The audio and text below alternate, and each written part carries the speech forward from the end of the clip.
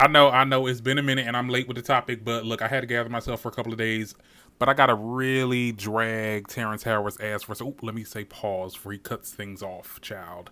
Because once again, he got on somebody's show. He got on Bill Murray's show, showed his complete ass again, to talk about how he doesn't want to play a gay role, and if he had to kiss a guy for a movie role, he would have to cut off his lips or whatnot. What's your angle? Like, before we even get into the logistics, and I'm not sharing that video, y'all are already seen it by this time. What really is your angle? Because, like, I'm not offended. I'm not agitated. I'm just like, what is your angle in talking about things like that? And first of all, it was after he talked about how he was slated to play Marvin Gaye in a biopic, or somebody had asked him to do it or whatever. And apparently he said Quincy Jones told him that, Marvin Gaye was indeed gay.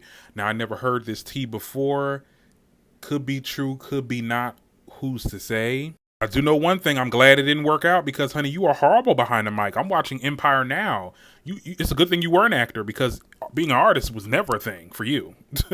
But, like, really, what is the angle here? Like, it's like, it's very telling. It is like I'm not trying to say you're telling on yourself a little bit, but, the shoe fits, right? This is like now the second interview where you've kind of mentioned and kind of like shaded. I wouldn't even say shade, but it was just like you're talking about things that you all will never do as a man. You're not supposed to do all this stuff as a man, as a man, as a man, okay, man, don't do it. Like nobody forced you to play Marvin Gaye. And mind you, I think he just lost some brain cells. Maybe he thought that, because Marvin's last name was gay, that he probably was gay. Because I never heard of that before. Who, tell me, put a one in the comment if you ever heard that the artist Marvin Gaye was ever gay, girl.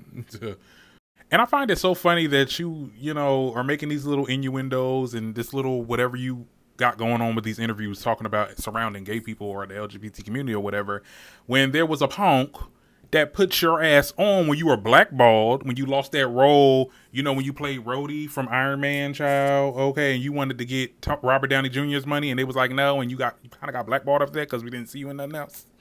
It was a punk that put you on a show for about 7 seasons.